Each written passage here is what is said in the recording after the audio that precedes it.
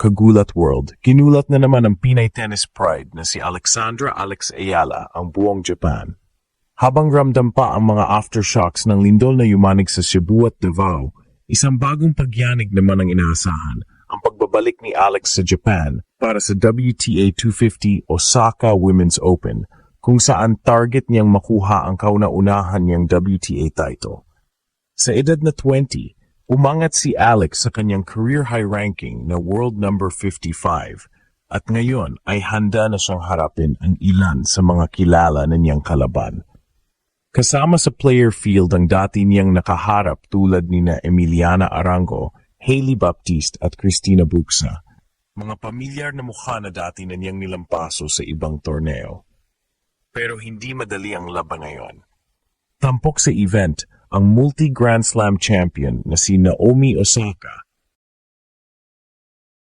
at ang kapwa may dugong Pinay na si Leylah Fernandez, finalist ng US Open noong 2021. Matapos ang kanyang Asian swing sa China, kabilang ang pagsali sa Wuhan Open kung saan hindi siya pinalad sa qualifying, si Alex ay muling handang magparamdam.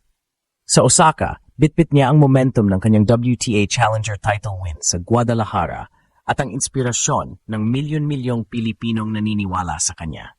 At ngayon, habang nagtitipon ang mga pinakamalalakas na tennis stars ng Asia sa Japan, isa lang ang sigurado. Kapag si Alex Ayala na ang humawak ng racket, hindi lang court ang yayanig, buong mundo ang manginginig. Parang lindol ang dating ng balita. Alexandra Alex Ayala muling bumalik sa Japan at ngayon ay handa ng gulatin ang buong WTA World sa darating na Osaka Women's Open 2025. Habang ang Pilipinas ay kamakailang yanig ng mga lindol sa Cebu at Davao, tila may isa pang pagyanig na magaganap. Hindi mula sa lupa, kundi mula sa racket ng Pinay tennis superstar na gustong patunayan na siya na ang bagong puwersa sa Asia.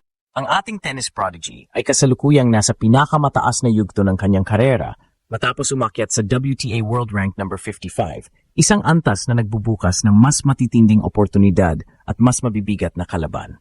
Pero sa halip na umatras, mas lalong nag-apoy si Alex. Sa Osaka, makakasagupan niya ang ilan sa mga pamilyar na kalaban tulad nina Emiliana Arango, Hailey Baptiste at Cristina Bucsa, mga pangalan na dati na niyang tinalo o pinahirapan sa international circuit. Ngunit ang pinakamatinding hamon, makakasama rin niya sa draw ang multi-Grand Slam champion Naomi Osaka at ang US Open 2021 finalist na si Leylah Fernandez na gaya ni Alex ay may dugong Pinay rin. Dalawang Filipina bloods, isang court at isang misyon, ipakita sa mundo na ang pusong Pinoy ay kayang mangibabaw kahit saan man maglaro. Galing si Alexandra Ayala sa isang nakakapagod pero makabuluhang Asian swing kung saan lumaban siya sa serye ng mga torneo sa China. Sa Wuhan Open qualifiers, kinapos man siya laban kay Moyuka Uchijima, hindi nito pinahina ang kanyang loob. Pagkus, nagsilbi itong gasolina para sa mas matindi niyang paghahanda. Mula China, dumiretso siya sa Osaka, Japan, dala ang bagong sigla at disiplina na bunga ng kanyang training sa Rafael Nadal Academy at mga karanasan sa WTA circuit. Ang Osaka Women's Open ay hindi basta-bastang torneo. Ito ang isa sa mga pinakamalaking WTA 250 events sa Asia at dito gustong patunayan ni Alex na kaya niyang makipagsabayan sa mga bituin ng mundo. Matapos makuha ang kanyang unang WTA Challenger title sa Guadalajara ngayong taon, tumataas ang expectation mula sa fans, sa mga analysts at higit sa lahat sa kanyang sarili. Sa bawat serve, bawat forehand at bawat sigaw niya sa court, dala ni Alex ang bigat ng bandila ng Pilipinas. Alam niyang hindi lang ito tungkol sa panalo, kundi tungkol sa pagbubukas ng pinto para sa mga susunod na Pinoy tennis dreamers. At habang dumarami ang mga mata na nakatingin sa kanya, lalo siyang nagiging kalmado, determinadong gawing historical moment ang bawat laban sa Osaka. Sa harap ng mga Japanese fans, mga international reporters, at kasama ang kapwa may dugong Pinay na si Leylah Fernandez, malinaw ang mensahe ni Alex Ayala, handa siyang yumanig muli sa sariling paraan. Hindi aksidente na sabay nagtagpo sina Alexandra Ayala at Leylah Fernandez sa Osaka Women's Open ngayong taon.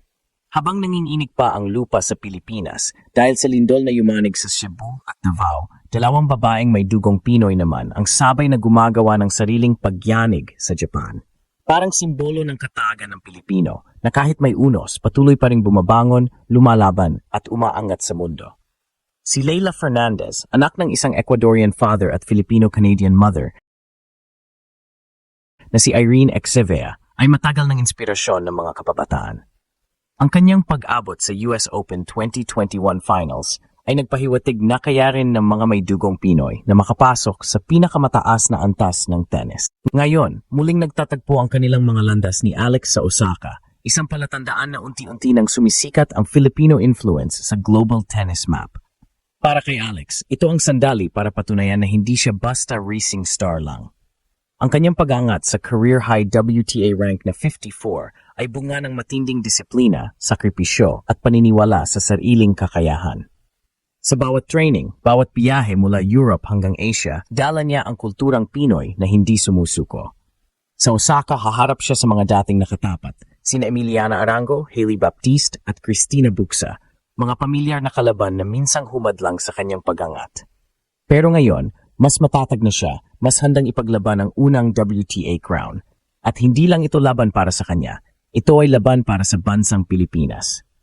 Sa bawat vamos na sigaw niya sa court, narinig ng buong Asya ang tibok ng pusong Pilipino. Kasabay ng lindol na umuga sa Visayas at Mindanao, ang pagyanig ni Alex Ala sa Japan ay simbolo ng bagong yugto sa sports history ng Pilipinas. Mula sa basketball courts hanggang sa tennis arenas ng buong mundo. Sa pagtatapos ng 2025 season, malinaw ang direksyon, dalawang Pinay, isang misyon, ipakita sa buong mundo ang lakas, galing at puso ng lahing Pilipino. Leila Fernandez may be Canadian by passport, but she carries the same spirit that drives Alex. Determination, resilience, and pride. Magkaiba man ng bandera, isa ang diwa. At habang papalapit ang unang round ng Osaka Women's Open, tanong ng lahat, sino ang unang yayanig sa Japan, si Leila o si Alex? Isa lang ang sigurado, sa kabila ng lindol sa lupa, ang pinakamalakas na aftershock ay magmumula sa Pinay Power na magpapatigil ng mundo sa Osaka. Habang unti-unting bumabalik sa normal ang mga lungsod ng Cebu at Davao matapos ang pagyanig ng lupa, ibang klaseng lindol naman ang inihahanda nina Alexandra Ala at Leila Fernandez sa Osaka Women's Open. Sa gitna ng mga bituin ng mundo, dalawang babaeng may dugong Pinoy ang sabay na naglalaban para sa respeto, karangalan at kasaysayan. Para kay Alex, ito na ang sandaling matagal niyang hinintay, ang pagkakataong maging unang Filipina na magwawagi sa WTA 250 level laban sa mga pamilyar ngunit mas mahihigpit na kalaban. Habang si Leila, patuloy na nagpapaala sa mundo na ang dugong Pinoy ay hindi lang matapang, kundi marunong ding mangarap ng malaki. Dalawang babae, isang diwa, kapit sa pangarap, kapit sa bayan. At ngayong yumanig ang Japan, hindi dahil sa lupa, kundi dahil sa Pinay Power na muling ginugulat ang mundo.